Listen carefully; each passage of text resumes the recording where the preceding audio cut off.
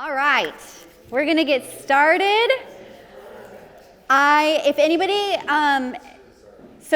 knocks on the door, just lock it. Yep. Just say, sorry, it's 1 o'clock. This is about numbers. So, I'm kidding. So thank you guys so much for coming. I'm super excited. My name's Amy St. Louis. I'm the executive pastor here. And this is like my favorite thing to talk about. So if we go long, I'm sorry. No, but in all seriousness, just so you guys know, my background before I started full-time ministry was as an accountant. And so coming into ministry, it was just so fun to bring some of that background and some of that knowledge that I learned in that avenue into ministry, to see how we can apply just some knowledge about how numbers can inform us and help us to make better decisions moving forward. So I'm excited to just talk about that today, but I know there's probably two kinds of people in the room. So there's either the people that are like me, and they're here because they love numbers, and they could talk about it all the time, or there are people here who hate numbers, want to avoid them at all costs, and are only here because they know it's something that they have to work on. So I want to find out who in this room is like me and absolutely loves numbers and data. Oh, this is the best. Okay, now I don't want to call you out because not everybody raised their hand, but who is not a fan of data, numbers, statistics, and all of that? Okay, so here is my hope. My hope is that for those of you who already love numbers, that this is just a fun opportunity to talk about them more and maybe get some ideas of something you can implement in your ministry. And for those of you who do not love numbers, I hope it's an opportunity for you to maybe just see how they can benefit your ministry in ways you didn't realize before. So before we get started, I want to introduce you to the amazing Patty Reese. Patty is really the magic. So here is what I would say about Patty. She is our planning center extraordinaire, data driver, do everythinger, detail-oriented, awesome everythinger. And here would be my encouragement is look for your Patty in your ministry. You're looking for somebody who is very detail-oriented, somebody who cares about your church, who loves your church, who has the DNA of your church running through their veins. Find that person, give them power to dive into your databases and to be the person that owns that for you. And then ask that person to replicate that and share all of that amazing wisdom and skill set with people around her. That is what Patty has done. She has really just taken ownership of some of our data systems, Planning Center, and some of the systems that we use to track data. She really owns that, and then she is able to partner with people in different ministries to own their portion of it. And it really becomes a team effort, but Patty is the amazing brains behind that. So find your Patty, find those people in your ministry who love the data and will own it, and then empower them to do it. But we're gonna get started. So the title of this was Jesus Cared About Numbers and You Should Too. It's absolutely true that Jesus cared about numbers. He talked about numbers all the time. We're not going to go through all of that. I know you all know there's a whole book in the Bible named after numbers. So I don't think I have to go over all of that. So what we're going to do to start is we're going to talk about some of the common things that we hear when I begin to talk to people about why we care about numbers here at Palm Valley Church, why we're passionate about tracking goals and metrics, and why we devote so much time and effort to them. These are a lot of the common things that I hear from other churches about why they feel it isn't important. So we're going to start with the first one. I'm calling these difficulties. Why should we care about numbers? Well, one of the first things I share with people when they say something along the lines of, the numbers don't really matter. It's what I see happening. It's what I feel happening when I'm in the lobby and I feel this way. That is awesome. I don't want to detract from feelings at all. Feelings are fantastic. Just ask Mark Grohocky. He cares a lot about feelings. But here's the thing.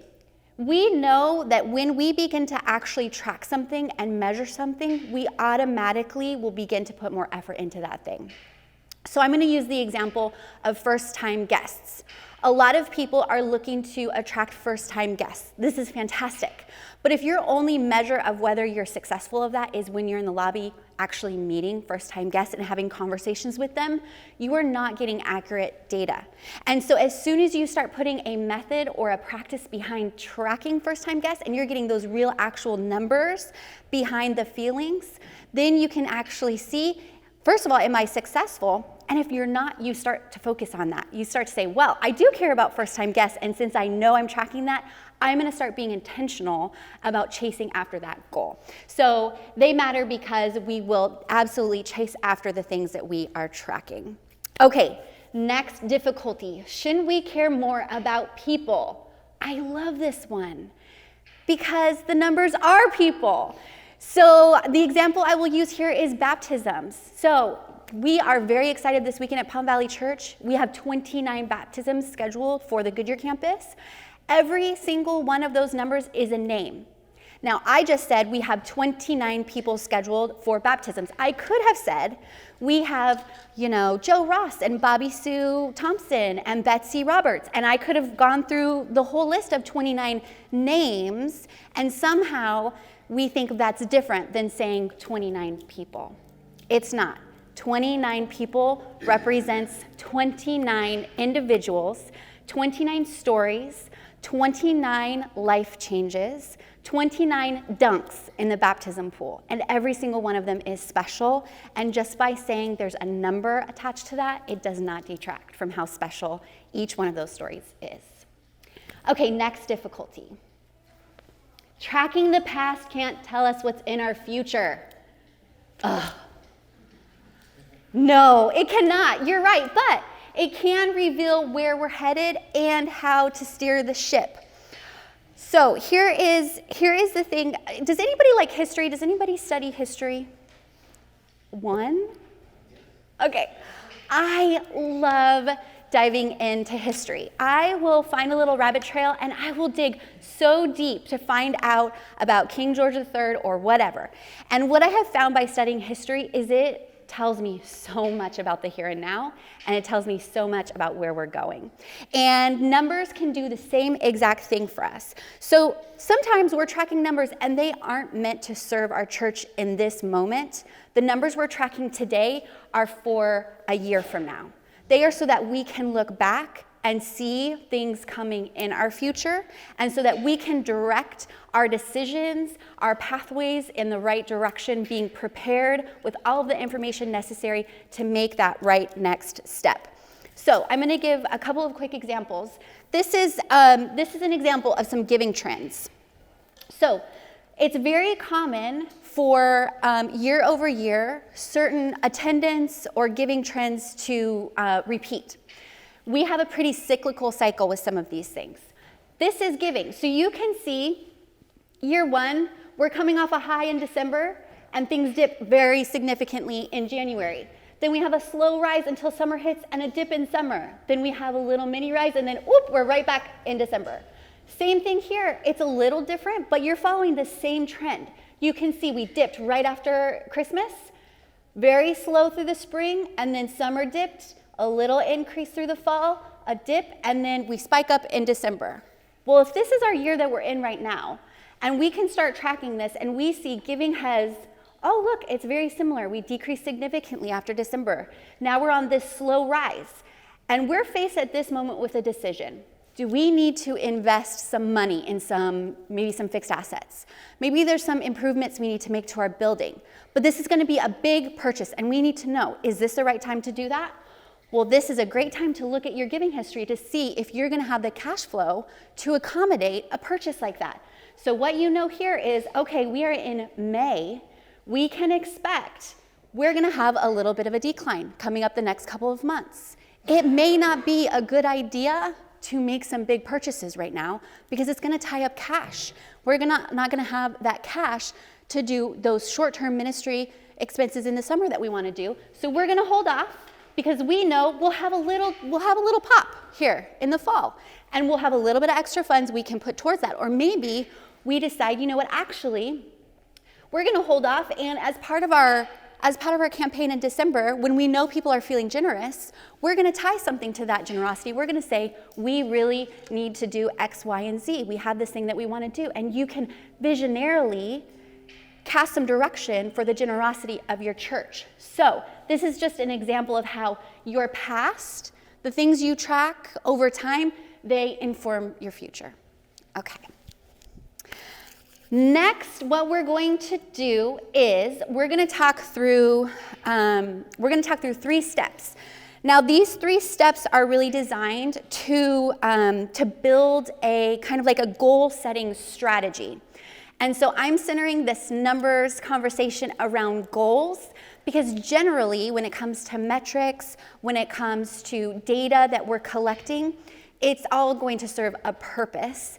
And in most cases, that's a goal that we're chasing after. So that's what we're going to focus on today, is building a goal-setting strategy.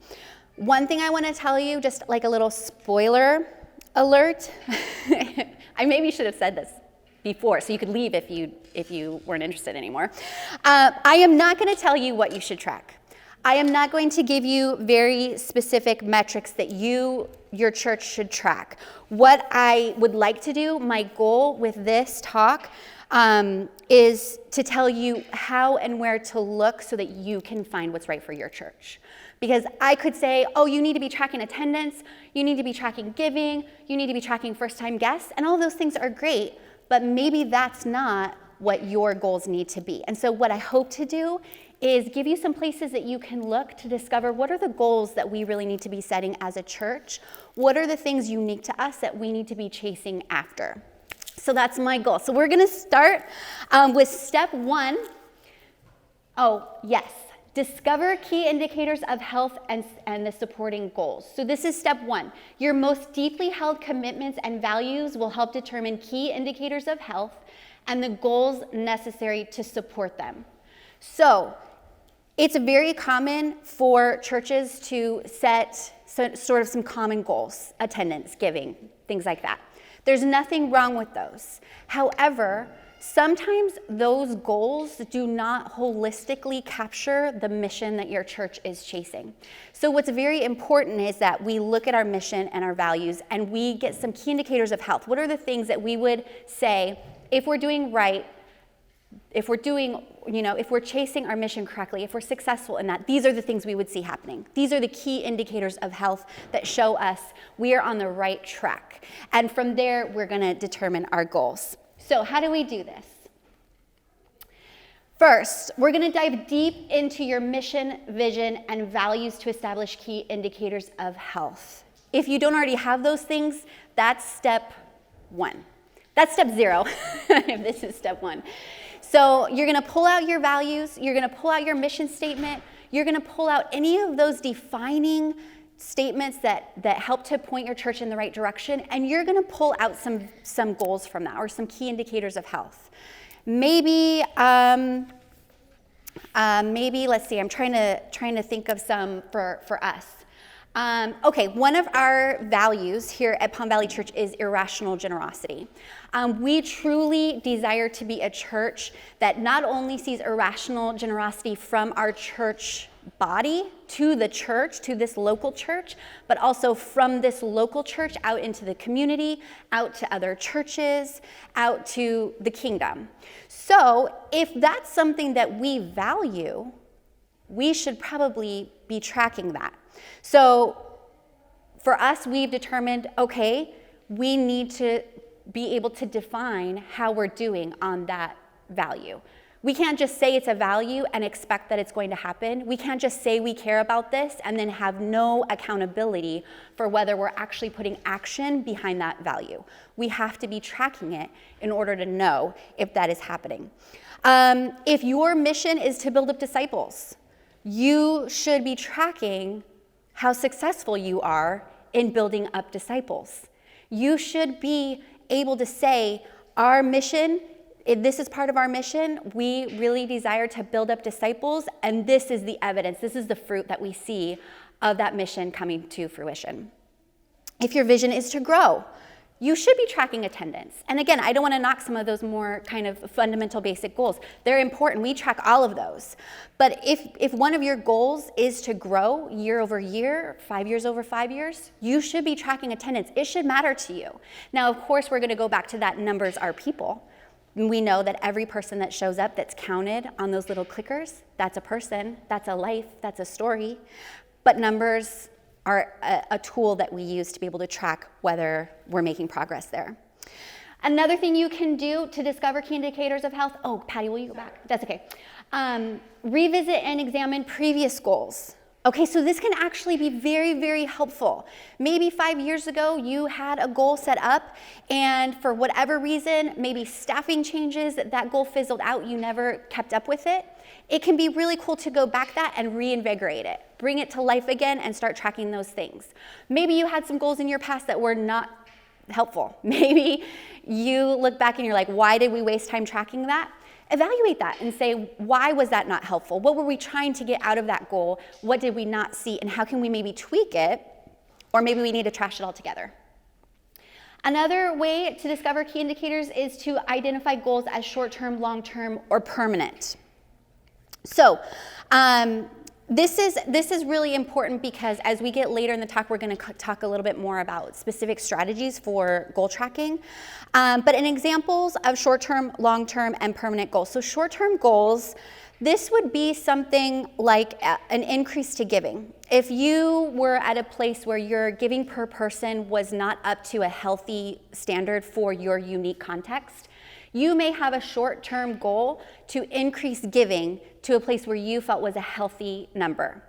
Now it's short-term because once you get to that number and you're at health, now you've reached your goal. You might translate that goal to new goals. You might say, okay, now that goal is done, but now we're going to set new goals for growth in giving. But now we've reached that healthy indicator. An example of a long-term goal, maybe you find yourself out of balance with the 5 purposes. And you recognize that in a lot of areas you're doing great, but you're not tracking goals related to spiritual growth. So what you're going to do is you're going to set some long-term goals because those are structural changes that you need to make in your goal setting and in your metrics and tracking systems. That's a long-term goal so that later you can reflect on that and say, okay, now are we in balance of those 5 purposes, tracking goals, and in that way stay healthy if that is important to you. A permanent goal, this could be something, if you are a growing church, growing should be a permanent goal. Unless, if you're like, you know what, we're gonna hit 2,000 and then we're closing the doors. Like, unless that's what you're planning on, a permanent goal is probably going to be attendance growth. Okay, the other thing to consider with the short-term, long-term, and permanent goals and how to kind of categorize those is kind of ask yourself the question, what happens when this goal is met? Okay, so what are we gonna do with this goal when it's met? If the answer to that is, well, I don't know if it'll ever be met, then it's a permanent goal. If the answer is, then we're good and we're gonna focus on something else, maybe it's a short-term goal. So that question kind of help you determine where do these goals line up. The next thing you're gonna do is categorize and group goals to ensure balance. So a lot of times what can happen is because on our own unique giftedness, heart, and passions, we can focus on one thing more than the other. We talked about this in our main sessions quite a bit, just on our own bent. If you are heavily focused on spiritual growth, those are the goals that you're going to automatically be excited about. You'll probably have more goals related to spiritual health than you will, say, worship. And so what you need to do is once you've kind of gone through all of this, you need to see if there are any gaps. Are we missing goals related to one of the purposes that is important to us? If they are all important to you, then you need to make sure you have a healthy balance of all of the purposes. If there's a purpose that you feel like you are good in, that's fantastic, congratulations. I would recommend, though, to revisit this process quite frequently so that you can recognize when the time has come that your focus to some of the goals that had a higher need haven't detracted from the success you were seeing in some of the other ones.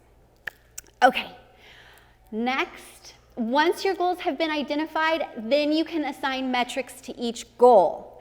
A lot of times people flip-flop this, right? They decide what they're gonna track, and then from that, they determine what their goals are.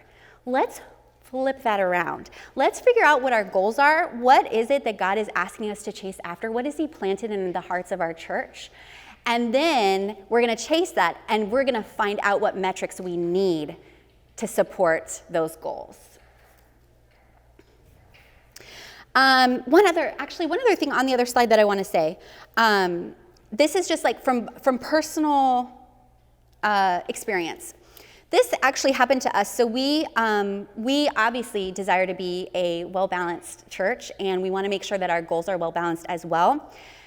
We actually noticed recently that we didn't have a lot of goals around engagement.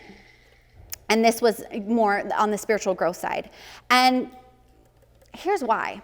That's really hard to track. It is really hard to track engagement. So when I say, once goals have been identified, assign metrics, this is where it can become very helpful to have more data-driven minds in the room, and making sure that when you're sitting in the room and you're deciding your goals, you're not necessarily thinking about how you're going to track them yet. Like, you're not concerned with what metrics you need to chase down, because that'll shoot down a lot of goals before you even get to that place, right? You'll say, that can't be a goal because we can't track that. Oh, I don't think we should focus on that because how in the world would we, gather that data? Instead, have some data-driven minds in that room that can say, if this is our goal, then these are the things that we have. This is the key indicators of health. These are the goals, and this is what we would need. And then later in the process, you get your creative minds in the room, and they start to dream up ways to track that data. So once we've decided what we would need to track the goal, now you can get some people involved that can say, hey, what if we did this, right? Because these are your think outside of the boxers, right? And they're going to come in and they're going to come up with some creative ways to gather that data. That's just something that we recently experienced. As I said, engagement was something that we looked at a couple of times and we're like, you know what? I don't know how we're going to track that. That's really hard data to gather.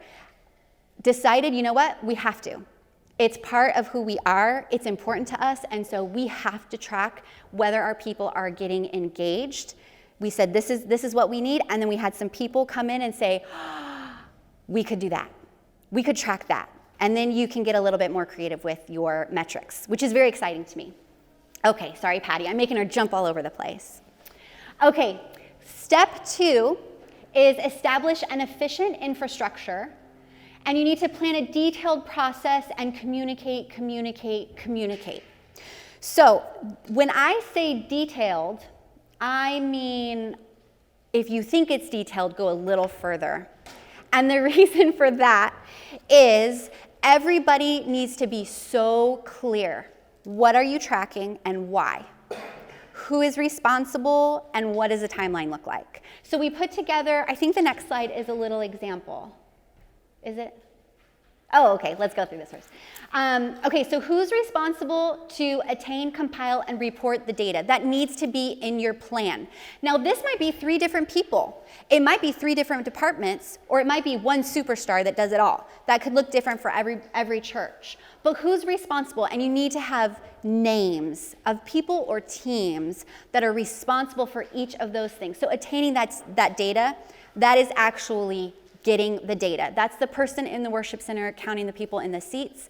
That's the people organizing the baptism process and recording how many registrations you have. That's the people actually gathering the data. And then you have compiling the data. Who is putting all of that data together? If you have multiple services and a different person is tracking attendance at each service, who's the person that gets all of that together? And maybe you're multiple campuses, same thing, or multiple departments that are tracking 2 different things that relate to one another. You have to know where is that data going to be put together and who is responsible for that. And then reporting the data. So once the data is compiled, who's the person that is going to put it together in a report that is then communicated out to everybody who needs to know? Again, could be multiple people. It could be a team of people. In our case, it is a team of people. Because we have multiple campuses, we have a lot of people responsible for little pieces of this. And then we have people that compile all of that. And then we have amazing people like Patty that put it all together in one big report. And then for different purposes, which we'll get to later, we report it a little differently based on who it's being communicated to. What systems, databases, or tools will be used to store and share the data? Have this as part of your plan. Be specific. We're using Planning Center to track registrations. We're going to use hand counting to track attendance. All of those things, whatever you're using, be so specific in the plan so that anybody could pick up that plan and know exactly what it is. When will the team be responsible to attain, compile, and report the data? This is so essential. Your team has to know the expectations. If it's they're tracking attendance or they're tracking baptisms, when do you expect that number to be inputted into the database you have all agreed that it's going to go? When is the email going to be sent at the end of the weekend to inform the person who's compiling that all of the data is available? This is so important because a little bit later we're going to talk about accountability with this process. And if you haven't set clear expectations, it is very difficult to then go wrap back around and talk to your team about accountability. So huge, huge part. So I think we have, is the example next? Oh, clarity is essential. I made a whole slide for this because it is so important. Just when you think you have communicated it for the millionth time and everybody's got it, they're just starting to get it. So you got to keep communicating that. If you can fit your plan on one, spreadsheet or one email or whatever it looks like for you, fantastic. Save that and recirculate it. Get that out. As updates, which we'll talk about flexibility in your plan later, as updates become available, you've got to update it in writing. You can't have a plan written out that looks beautiful when you start and then make changes and it's completely irrelevant after 6 months. You have to update your plan and then you have to re-communicate it out. So clarity and staying in communication is so important with every person that is involved. If you have volunteers that are part of this process, and they're the ones maybe attaining some of the data or reporting some of the data, you've got to keep them in the loop. You have got to make sure that they are so clear on the plan. Okay, here's what I was waiting for. Okay, so this is just an example. This is the goal planning sheet that I use when I'm communicating out to my team our goals for the year. Now, this fits a lot of information. However, it doesn't fit everything. And so I have to be very careful that I put everything on here, but that I supplement this with other information. So one thing you will notice isn't on here is timeline information. When are we reporting things and when are certain people responsible for reporting certain things? That's communicated separately and it's communicated individually so that that person is so clear I can answer questions and we can have a conversation about what that timeline looks like in the scope of their responsibility or their role. So this is just an example. We also have blank sheets of this. If you would like one, you can grab one after. We can pass them out. But it's just something to maybe get you thinking about what this could look like in a singular kind of Excel spreadsheet. Spreadsheets are my life. I love Excel. Excel is like, if I could just be in a room with Excel, I would be a happy camper. So for me, I use Excel. I love, normal people, 9 times out of 10, somebody would use like Word to write up a document. I'm gonna use Excel. It's so weird, I can't explain it. If Excel is not your thing, that's great, that's fantastic. Maybe you prefer to communicate in words, and you're gonna communicate this same information, but it's gonna be, a statement, or it's gonna be an email. Whatever it looks like for you is fine. This is just an example of what I use because this is my happy place. But what you can see is I've included a little bit of vision here. I want everybody to know these may be the goals, but this is why. This is why we're chasing this, and this is why it's important to us as a church, because it ties to our purpose, it ties to our values, our vision. Then the key indicators of health. What is this goal contributing to? Like, what are the things that we're hoping to see out of this goal?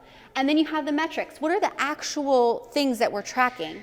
And then you have the goals. So this column changes the most because sometimes it's 10% growth, sometimes it's 20, sometimes it's not a percentage-based goal. So this can change.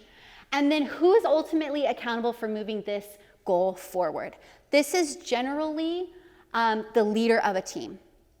And then who tracks and reports this metric? So again, this could include the names of all of those people who are attaining, compiling, and reporting the data. So this person is accountable for making sure that these people are following the plan. Okay, so this is just, again, an example. I actually had the next slide is our actual goals for this year. So this is how I presented this to our team. Basically, what I have is I have each of the purposes and then some more verbiage that we use to communicate who in our church this goal relates to, whether it's the community, crowd, congregation, committed, core, or commissioned. And then I have key indicators of health.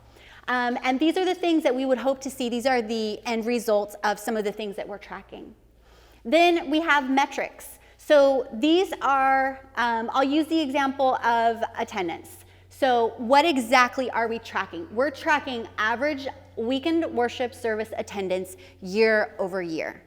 Some are not going to be a year over year. So for example, baptisms. Our metric for baptism is total baptisms as a percentage of weekend worship service attendance. So in years past, it may have been a year over year goal. We want to grow 10% year over year. For this year, instead of tracking year over year, we're tracking on a percentage-based system. The reason for that is because we're growing right now. We are in a season of growth. So baptisms could grow, and we would think that's great. But if they're not growing in proportion to our attendance growth, we have a problem, right? So when you're growing, you may see increases in things, and you think that's great. But if they're out of proportion with the way you're growing overall, it's a warning sign. And so you have to be able to change your goals and tweak those so that they're tracking exactly what you want to see. Then we have the actual goal. So this is where we actually say, this is what we want to see happen. This is what is going to come of these numbers that we're reporting. So in our case, we're looking for 10% increase year over year in attendance from 2023, and same in first-time guests. We're looking for a 20% increase from 2023 for volunteerism and a bunch of other examples like that. Who's ultimately responsible or accountable for moving this goal forward? So I have specific people or teams listed here. These are the people who ultimately are driving this goal. These are the people, so for example, I'll say salvations.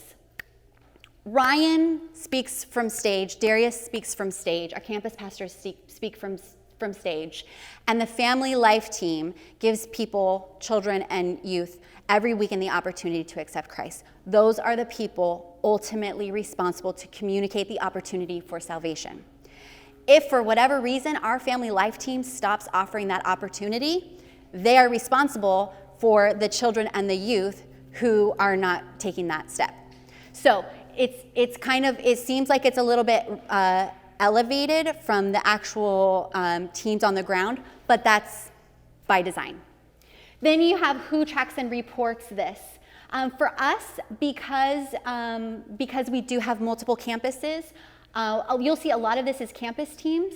What you don't see is in those campus teams how that breaks down. There are specific people on those campus teams that are assigned to each of those attain, compile, report things.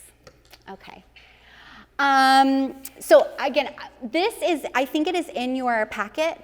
It's really small, so if you ever want to see the full thing, I would be more than happy to share it. One of the things I mentioned is that the timeline for any of those goals is not on that sheet that I provide. The reason for that is because each of those, actually, will you go back real quick? So one thing to keep in mind is that not all of these goals are tracked in the same timeline or the same pathway. So you are going to have goals. Sometimes they're new goals you haven't tracked before. One thing like I would point out for us, sometimes your goal is to just start tracking a goal or just start tracking metrics because you've never tracked it before. And so you don't know what it looks like. That's the case for us this year. We have never had outreach initiatives as a specific goal. We've always tried to do those, but we've never tracked them. And so we decided this year we want to start tracking that so we can see over time how we do with that. Are we continuing to offer opportunities for people to go out into the community and invite their friends and their families to church? So what we decided is our goal for this year, you'll see it's not a 10% or any percentage increase. It's just to define processes and mechanisms to track effectiveness of outreach initiatives. Like our goal this year is just to figure out how to do it. And that's okay. It doesn't have a number attached to it. We just need to figure out, we're gonna take some risks. We're gonna try some new things to figure out what does it look like to track this, because we've never done it before. And hopefully next year, we'll have a process in place that we can begin to track that. And hopefully in 2 years from now, we have some super compelling data that helps us make decisions going forward. What I was also gonna mention is that a few of these we track on a monthly basis. So things like attendance, first-time guests, salvations, baptisms, volunteerism, and giving. Giving I track all the time. Just kidding. But all of those we track much more frequently. Why? Because they're easy to track. And they're very telling. They're super important numbers to us.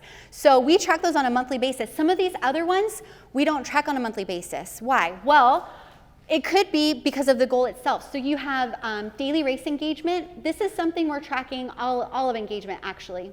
This is something I mentioned before. It's something new that we're tracking. But here's what we know. Engagement in our church, and I don't know if this is true for your church, but at our church, engagement ebbs and flows. And so when we're launching a small group campaign, man, that engagement number is gonna shoot up. So if we track right there, we kind of have a false sense of security in the health of that area. Same thing with some of the other things in the summer. We have a lot of opportunities for kids and students and young adults to get involved in the summer. If we're tracking engagement at that peak, man, it's not really gonna give us a great picture of overall how we're doing. If we were to track engagement in December, we would think we're failures, because December, everybody's doing everything outside of the church, and there's not a lot of time where they're engaging in some of the things here at the church. And so what we do with that one is what we hope to do is to look at it 6 months at a time, right? And you take that whole 6-month period, you develop metrics and goals for that segment of time, and then you get a much better picture over time of how you're doing versus just trying to find a monthly rhythm on that. So the next slide is an example of some of those metrics that we track monthly. So this is how I report every month. Our lead team goes over these numbers, and it's just an example. But what we're able to do is have conversations about, okay, where do we see things looking very healthy, and where do we see things that that need a little bit of help? So just being very transparent here. So we look at this and we see, man, attendance is growing. It's growing rapidly. That's amazing. That's a win. But what do we see over here with volunteerism? It's growing, and that's fantastic, but it's not in proportion to our attendance. And a lot of times what you can do is over time you start to see that's a pattern. So what I can tell you is this is actually very typical, because this is a trailing indicator. Giving and volunteerism, these are trailing indicators of these ones. And so you should expect to see these numbers climb before you see these. However, if you're tracking this monthly, if these numbers don't start to rise, you know there's a problem. You got to dive into these. You got to figure out what's happening so that you can pour into them and they will grow at a proportionate rate. Because what should happen is as people start attending, that number rises. Okay, and then these are going to rise as well, because you're going to see life change. And then after those steps are taken, then you're going to start to see people plugging in to serve and honoring God in their finances. So these are going to happen usually after. So in order to know, you have to be tracking every month to see those rhythms, to see those timelines over time. One other thing that I would mention is this becomes very helpful on a monthly basis, because at the end of the year you can go through the entire year and you can see trend lines for all of these. It's fantastic information. It'll inform so much of your decision making, and I love diving into that and taking a look at where are the areas that we really need to focus on. And where do we sometimes need to tighten up? If you start to see a huge lag behind these ones catching up, then you know that your discipleship process, your assimilation process needs a little bit of work, because it's taken a long time for people to get engaged in this way. Okay, I'm trying to go fast. I have so much to cover. Okay, next. Okay. once you have your plan together, I kind of mentioned this early, but you've got to kind of be flexible with your plan. So a lot of times if you're like me, you create that spreadsheet and you're like, I love this spreadsheet. It is gorgeous. And you kind of protect it. Try so hard to hold it with an open hand, accept feedback, request feedback, talk to people, and then be willing to tweak the plan as necessary. Eventually you get to a place, when you first start doing this, there's going to be a lot of changes. You get to a place where the changes become fewer and further between, and they just become refinement. Just refinement of your plan, and then all you're changing is the goals and the metrics, and it's fantastic. Okay, step 3. Now, you've defined your goals. You've seen what are those key indicators of health, and you've come up with your plan. You are very happy with it. You're very excited to launch it, so you have communicated it. And everybody is so clear. Every person's part in the process is crystal clear, and we're ready to go. Now you're going to start executing, and it's going to be awesome. And everybody's going to be chasing down that data. You're going to be compiling it. You're going to start to see results coming in, and it's going to be fantastic. This is not the end. Don't stop there. Develop a rhythm to ensure consistency and dependability. That rhythm includes evaluation. So we have to continue to evaluate the plan. They say, like a lot of times people would say, I'm in maintenance mode with my plan. Their maintenance mode is not good. Don't be in maintenance mode. You want to be in constant evaluation mode. Okay, evaluation mode over maintenance mode any day of the week, because what does maintaining do? It keeps the status quo, which is the opposite of setting goals. Setting goals is chasing something new, wanting to drive higher, further, faster. Maintenance is the opposite of that. It is staying stagnant and still. So don't get caught in the trap of a maintenance mode. You want to, do we have one before that? Okay. I'm just going to add something in. Determine kind of ahead of time how you're going to share the results of your metrics. So who are the people that need to know the outcome of these goals? Who are the people? Is it your leadership team? Maybe it's your leadership team on all the goals and it's specific teams on some of the goals. Maybe it's the discipleship team on the spiritual growth goals. It's your ops team on attendance or first-time guest goals. Maybe it's your entire staff at a staff meeting, and you're going to share all of the goals. So it's important to kind of determine, you don't want to keep these results to yourself, the good or the bad. You've got to share this with people because this is really important information for everybody, especially if they're involved in the process. So if they're a person that is one of those attain, compile, or report people, you need to determine, is this somebody that needs to hear the results or the goals or how it's going, and what's the avenue for communicating that? Is it a monthly email? Is it at a staff meeting? Is it at team meetings? Determine that ahead of time and then communicate that out so that everybody knows when they can expect to hear the results. Or there's going to be people knocking on your door all the time. How are we doing on this? How are we doing on that? And that can get a little draining. All right, so now that we are in evaluation mode, not maintenance mode, here's what we're going to do. Every time you get those results in, whether it's something you're tracking monthly, or it's something you're tracking quarterly, or maybe it's just something you're looking at once a year, every time you're getting those results in, you're compiling and you're seeing those reports, you're going to evaluate, what are my wins? There's 4 things that we're going to look at. Wins, lackluster results, bad metrics, and team development. So identify wins. Look at the areas that are amazing, that you can see automatically where we are driving forward this goal. God is on the move. So what you're going to do with those is you're going to lean in and you're going to leverage that momentum. You need to start talking about, what are we going to do with these wins? We asked them, we prayed for them, now we've got them, what are we going to do with them? And maybe that leads you to new goals, right? The next one is to identify lackluster results. Okay, something comes in and it's not what you were hoping for. This is not what we were really chasing after. It's kind of a little disappointing. So what you need to do is develop an action plan to address that deficiency. Do not give up.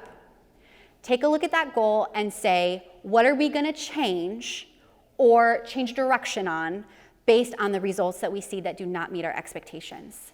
We're not going to just abandon this goal if it was important to us. We are going to reevaluate it and maybe tweak it a little bit. Same thing goes for specific metrics. So identify metrics that are not producing helpful data. Maybe it's not that you're not seeing the results, but maybe the specific metrics that you're tracking have become inconsistent. Maybe based on what team or what person is tracking them, you can tell they're not accurate or they're not consistent enough. Something is off on the metrics. Don't keep spinning your wheels. Go ahead and go back to that goal, reevaluate what are the metrics we can track. Is this something that we need to scratch and rebuild, or is it something that we just need to do a little bit of tweaking with our methodology or our processes? And then lastly, we're going to hold team members accountable. We are going to cast vision and be clear about expectations. If you cast vision on the front end about these goals, people will be so excited to contribute to the process. But here's what can happen over time. One of the reasons I communicated clarity is essential is because over time, clarity disintegrates. And we have to continue to revisit that. Vision can sometimes get clouded. A lot of times, especially if we're having volunteers do some of these things, our volunteers have so much going on. People are busy. They've got families, they've got, soccer club, and they've got PTA meetings, and things can get a little clouded. And so what happens is, over time, if they're not being consistent, they're not bringing the data that you've asked them to bring, you have to address that. And maybe that person, it's not the right season anymore for that person to be responsible for that specific metric. Maybe you need to have a conversation and find somebody else who's more available.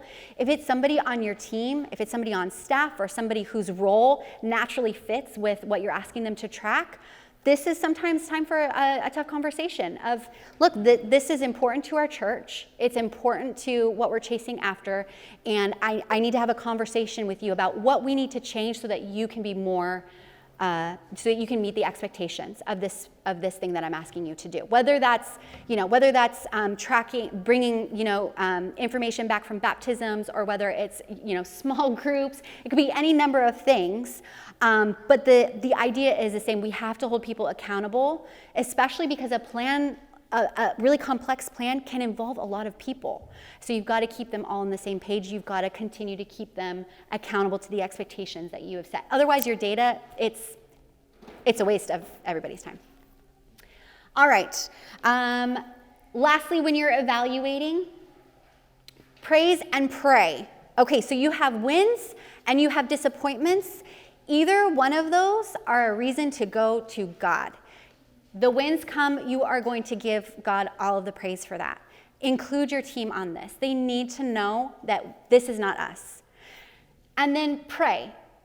If you have results that are on the more disappointing side, or maybe you're working really hard at something and you are not seeing results right away, this is an opportunity to pray, to go to God, to ask Him to reveal to you if these are the correct things to be chasing, and to involve your entire team in that as well. John 15:5-8. I'm gonna read it really quick. Yes, I am the vine, you are the branches. Those who remain in me and I in them will produce much fruit. For apart from me, you can do nothing. Anyone who does not remain in me is thrown away like a useless branch and withers. Such branches are gathered into a pile to be burned. But if you remain in me and my words remain in you, you may ask for anything you want and it will be granted. When you produce much fruit, you are my true disciples. This brings great glory to my Father. The reason I love this verse when I talk about metrics and goal setting is that line. It says, you may ask for anything you want and it will be granted. That reminds me and it inspires me to go to God and say, God, help me to see things the way you see things. Help me to set the goals that are your goals, not my goals. But I want my goals to be your goals. And so you have to ask for that wisdom, that humility to say, God, you've called our church to this. It's not about what I want. It's not about, it's not about ego. It's not about glory. It's about bringing all the glory to Him. And so we have to ask Him to impart upon us What is on God's heart for my church? What are the things that I should be tracking that are from God's heart, not my heart? And then it's so amazing because the goals you're tracking then, these are God's goals for your church, and you are just implementing the process to chase them down. There is such peace and comfort to be found in that. And so one of the things I always like to do when I see a goal that is not performing as well is that I go to God and I say, God, is this still your heart for our church? Is this still what you want us to be driving towards? And if I get confirmation for that, man, I just rework that goal.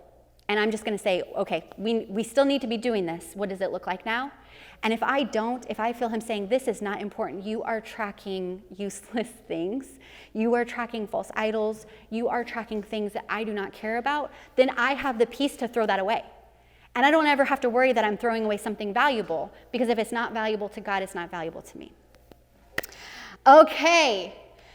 That was the slide that I missed earlier. So yes, you're gonna share the goals according to who needs to know and when those people need to know.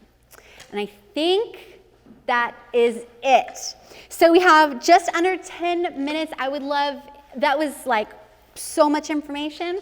I would love, if you have any questions, I would be more than happy to answer them. And if you want to hang out, we have some of those empty goal sheets. You guys can just like play around and start dreaming about maybe what some of those goals would be for your church. I would love to help. Yes? Okay, this is a practical question. Your bar graphs are really beautiful. Did you pull your data from Planning Center? Did you pull it, what program are you using to pull your data from, and then what are you making your bar graphs? Yes, great question. Actually was going to mention this. Okay, so the bar graph that I showed of the giving, that was fictional. We made that up based on kind of what we usually see. But we do use a program called Church Metrics. It's a free tool, and this is one of the ways that we compile our data. So on each of our campuses, we have people that are responsible for inputting attendance, baptism, all of those numbers into Church Metrics. And it's a great tool. It's just churchmetrics.com, I think. Oh, yes, they have an app. So it's a great program. We still use that we use it for attendance, we use it for baptisms, and we use it for salvations. And everybody kind of contributes their information, and then Patty, the amazing Patty. Have I told you guys how amazing Patty is? She pulls all of it out, and she compiles all of that information into our master. We have a master spreadsheet. I was thinking about throwing that up on the slide, but it is so big, it probably wouldn't even fit. So that's where we keep every single teeny tiny number. So instead of just that big number of attendance for the weekend, we track every single service and kids ministry attendance, youth ministry attendance. We track everything in there down to very minute detail. Great question. Any other questions? When you talked about tracking engagement, Mm-hmm. do you track in person and online engagement? Yes. Yeah, great question. So this goal for us this year is going to be super fun because we are learning some new methods for tracking online engagement. And one of the things we launched, if you heard me last night talk about the daily race, this is Ryan's kind of daily devotional. We actually want to be tracking people tuning into that. We've never tracked it before. The only data we have on whether it's been successful or not is just kind of buzz. And buzz is great. I love buzz. I love hearing people chatting about it and talking to Pastor Ryan about it, but it's not tangible. It's really hard to do something with buzz. So figuring out ways to actually track that online engagement with the daily race specifically has been really fun to dive into to see what we can do. We're still working on it. Online attendance for our online campus has been a little bit easier. We went through a couple of different ways to track that, and we've landed on what I think is as accurate as we can get. There are tons of ways to track online attendance. Some will give you, false high numbers, and some will give you false low numbers. I would very much encourage you, if you are interested in how we track that, talk to Pastor Fernando. He has all of the background on that whole journey of finding out how to track online attendance. But yes, online engagement is going to include watching online classes. So when we do our, if you went to the assimilation breakout yesterday, you probably heard about how our intro to PVC class is live in person, and then thereafter it is by video. So we actually have developed now a program to where we can tell if people are watching those videos, and we can see are they watching it through to the end, and how many people are opening those. So yes, it's been very fun to see online engagement. Any other questions? Yes. This may not be quite your area, but do you use Church Center app, and how are you tracking groups? Yes, we do use Church Center. We've been pretty happy with it. Actually tracking small groups is something we did previously by registrations. So what we would do is we would say we have X number of people registered for small groups. We're actually switching gears. We still will use Church Center for registration, but I think we're going to focus less on unique registrations and more on attendance. Because what we see a lot is we see people with great intentions and they'll register for a small group, but then they don't attend, or they attend once and then don't go back. And we don't want to give ourselves that false, like, oh, you're doing great because you got, 1,000 people registered for small groups, when in reality, we only have 800 showing up or 500 showing up. So yes, we do still use it, and we do still care about the registration numbers, but we're trying to kind of shift focus and redirect to some more tangible numbers. And just one more curiosity on that. Do you use their directory, and how does that look? Like just for people? I don't think we do. Mm-mm. No. No, but I'll have to ask you about that later. Well, we haven't found it to be. You're counting on the people to put in their information. It won't allow you to just make all the people's information go live. And so getting people to take those steps is challenging. Yes. Yes, I've noticed, even more so in recent years, people are very hesitant to provide personal contact information. Yeah. Any other questions? We've got about 3 minutes. Planning Center is your guys' church management system? Yes. Yes, we use Planning Center as our church management system, but we use PushPay for giving. It's not really by choice. We went to PushPay before we went to Planning Center. Ideally, if I could rewind the clock 5-6 years, I probably would have not gone with PushPay. I probably would have just done Planning Center for everything. But you don't know what you don't know till you're in the boat. So, so they're both great systems, but it is a little complicated having separate systems. There's benefits and there's drawbacks. How long have you guys used Planning Center as your church management system? It's been 3 years? I think so, yeah. Just after COVID. It seemed like maybe the year after COVID, we switched. Fellowship one. Yeah, yeah. So you could see why we switched. Patty, were you the one who made the switch over? No. It was a team of people. Yeah, it was a beast. And it was, so our executive pastor at that time was Brent Hodges, and he really kind of spearheaded that. And it took a lot of time, but it was well worth it. And one of the benefits was because we had been using Fellowship One for so long, we just had a lot of outdated stuff, and it clogged up everything. When we moved to Planning Center, what we did is we isolated, I think it was the previous 5 years, and we only moved that. And it was convenient for us because it was after COVID, and our database pre-COVID and our database post-COVID are like two, you wouldn't think that's the same church. So it was actually very helpful because doing that switch, it cleaned out a lot of just useless information. But it was totally worth it. As difficult as it was, and it was, I'm not gonna lie, it was totally worth it. You guys have a goal for volunteer to member ratio? Say that? A goal for volunteer to member ratio? No, we don't have a specific goal for that. I could see us tracking that in the future.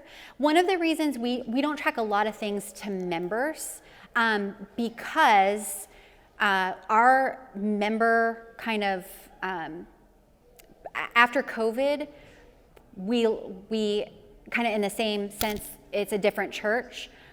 A lot of people at that point weren't signing membership covenants or membership commitments. So we have a lot of people that we need to catch up. That's actually the series we're doing right now. We're catching up on some of the membership commitments so that we have an accurate number, because it would look like we're doing far better than we are if we were to do it now.